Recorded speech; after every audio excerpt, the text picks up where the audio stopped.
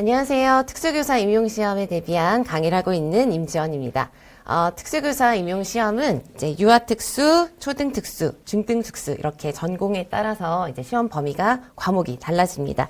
그래서 먼저 유아특수에 대비하는 선생님들께서는 어떤 과목에 대해서 이제 공부를 하셔야 되는지에 대해서 알려드리도록 하겠습니다.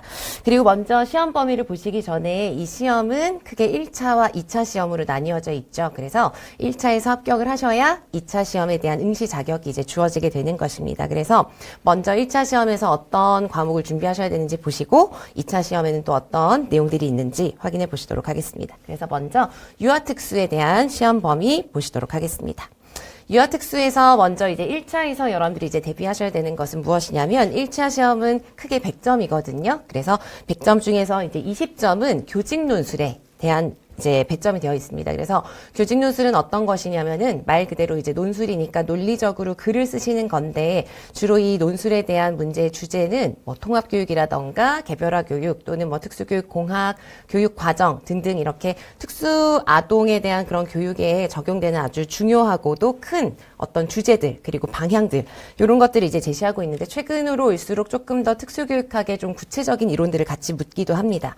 그래서 여러분들이 이제 알아두셔야 되는 거는 1차 시험에서 고득점을 하시는 게 굉장히 중요한데 그중에 20점이 교직 논술이라는 걸 알아두시고 교직 논술은 크게 이제 체계적으로 이제 논리적으로 글을 쓰실 수 있어야 됩니다. 그래서 서본결에 맞추어서 체계적인 글쓰기가 가능하여야 하고 그것에 대한 배점이 20점이고 이 논술에 대한 거는 여러분들이 단기적으로 벼락치기로 대비를 할 수가 없어요. 그래서 이제 장기적으로 글을 원래 좀 잘 쓰시는 분들은 쉽게 하시는데요. 그런 게 좀 익숙하지 않으시거나 어려우신 분들은 좀 장기적으로 접근하실 필요가 있습니다. 어쨌든 과목으로는 범위로는 이제 교직 논술이 있고요.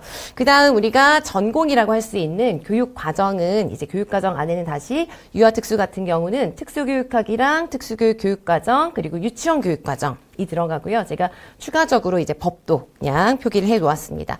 여기에서 이제 특수교육학 안에서 유아특수 선생님들이 중요하게 보셔야 되는 거는 특수교육학에도 이제 여러 가지 과목들이 다시 이제 영역들이 나뉘어지잖아요.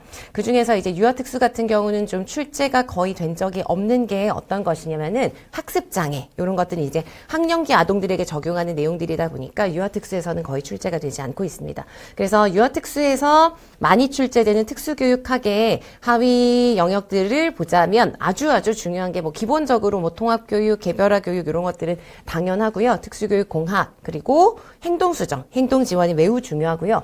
그리고 다른 영역으로 봤을 때는 뭐 지적장애나 정서자폐 그리고 특히 또 출제가 많이 되는 편인 게 시각장애, 청각장애, 의사소통장애 이런 것들. 지체장애도 마찬가지고요. 그런 것들은 이제 골고루 출제가 많이 되는 편이에요. 그리고 또 꼭 보셔야 되는 거, 유아특수 선생님들 꼭 특수교육학 부분에서 꼭 보셔야 되는 거는 유아특수교육 개론이 있습니다. 요건 이제 초등 선생님이나 중등 선생님들은 보지 않는 부분인데요.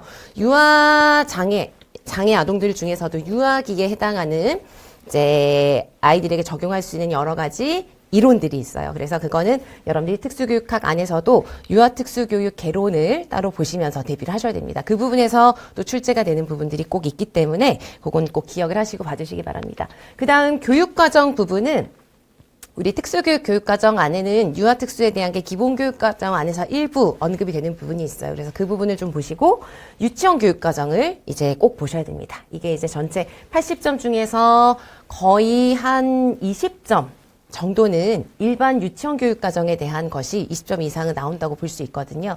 그래서 유치원 교육과정도 여러분들이 이제 우리 특수가 아닌 유치원 교육과정이 따로 있죠. 그래서 그거에 대한 대비를 꼭 하셔야 된다. 이렇게 보시기 바랍니다. 그리고 장애인 등에 대한 특수교육법을 여러분들이 공부를 해보시면은 여러 가지 이제 법 조항들이 있죠. 그게 이제 공통적으로 다 적용이 되는 것도 있지만 이제 유아에 해당하는 부분이 있고 또 뭐 대학 아니면은 뭐 전환교육이랑 관련된 부분이 있고 하거든요. 그래서 그렇게 유아랑 관련이 없는 다른 학령기에만 적용되는 내용은 여러분들이 보실 필요가 없습니다. 이해되시겠죠? 그래서 법을 보실 때도 그렇게 좀 나누어서 보시는 게 필요하다는 거 알아두시고요. 여러분들이 우선 2차 시험에 응시할 수 있도록 하기 위해서는 1차에서 고득점을 하셔야 되고 1차에서 대비하셔야 되는 내용은 이런 것들이 있다라는 거 보셨어요.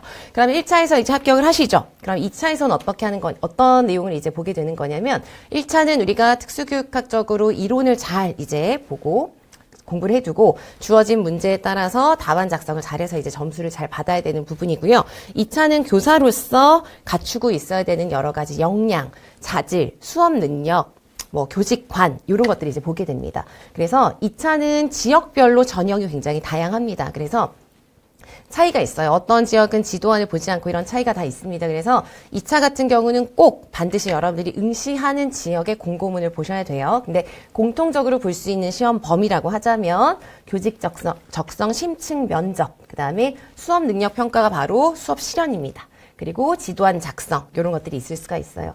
그리고 이제 여기 보시면 이제 심층 면접이 있는데 이 심층 면접은 보통 우리가 뭐 예를 들어서 어디에 뭐 취업하거나 그럴 때 면접을 보잖아요. 그렇게 되면은 뭐 왜 교사가 되려고 하느냐 이런 좀 포괄적이고 추상적인 그런 질문이 있을 수도 있다고 생각하실 수 있는데 그렇지가 않고 아주 구체적인 어떤 상황에 따라서 그리고 내가 응시한 지역에 따라서 뭐 강조하는 것들이 있거나 그러면은 그러한 것들을 다 반영을 해서 구체적인 것을 묻는 것이기 때문에 우리가 1차에서는 논리적으로 논술이 있었잖아요. 논리적으로 글로 이렇게 서술을 한다면 2차에서는 심층 면접을 보실 때 논리적으로 구술을 하실 수가 있어요. 됩니다. 그래서 이거는 그냥 막연하게 그냥 말로만 하고 이런 것이 아니라 이것도 아주 꼼꼼한 공부와 그다음에 대비가 필요하다 이렇게 보시면 되겠고요. 수업 능력 평가 같은 경우는 수업 실현을 하는 것이죠. 그래서 주어진 이제 내용에 따라서 수업을 진행하고 이제 주어진 조건들이 있습니다. 수업 조건. 그런 것들에 맞추어서 수업을 잘 하는지를 보는 그런 부분들이 되겠어요. 그래서 2차에서는 이제 이런 것을 대비하게 되는데요. 참고로 하나 말씀드리자면 이제 여러분들이 지금 26학년도에 대비해서 25년에 공부를 이제 하시려고 하는 분들이잖아요. 그런 경우에는 2차는 우선 접어두시면 됩니다. 접어두시고 2차는 1차 시험을 치른 직후부터 준비하시면 되고요. 지금부터 1차 시험을 칠 때까지는 무조건 1차에 집중하셔서 고득점을 하실 수 있도록 알아두셔야 되겠어요. 그래서 여기까지 유아특수에 해당하는 시험 범위 알려드렸고요. 기타 문의사항이 있으시면 문의를 해주시면 되겠습니다. 감사합니다.